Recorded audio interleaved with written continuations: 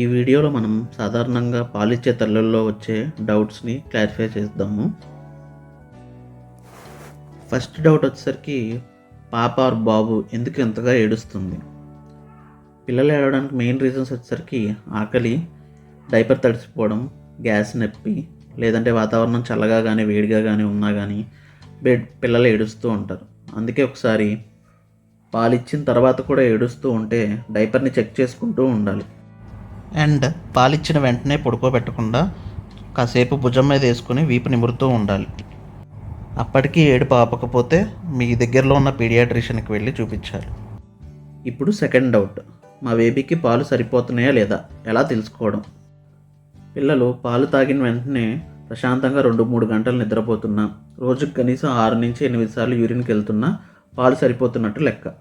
ఇప్పుడు third doubt, పిల్లలకి స్నానం చేయించడం ఎలా?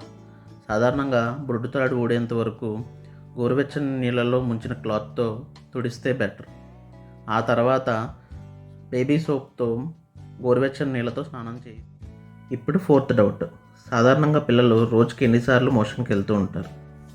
పిల్లలు రోజుకి 5 నుంచి 6 సార్లు మోషన్కి వెళ్ళడం లేదా 3-4 రోజులకి ఒకసారి మోషన్కి వెళ్ళడం నార్మలే.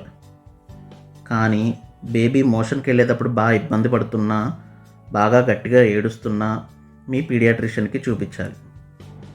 చాలామంది పేరెంట్స్కి వాళ్ళ ఫస్ట్ బేబీ విషయంలో కొన్ని డౌట్స్ వస్తూ ఉంటాయి. మీ డౌట్స్ని కామెంట్ సెక్షన్లో మెన్షన్ చేయండి. పిల్లల పెంపకంలో వచ్చే మరిన్ని డౌట్స్ కింద డిస్క్రిప్షన్లో డీటెయిల్గా ఇచ్చాను, చూసి తెలుసుకోండి.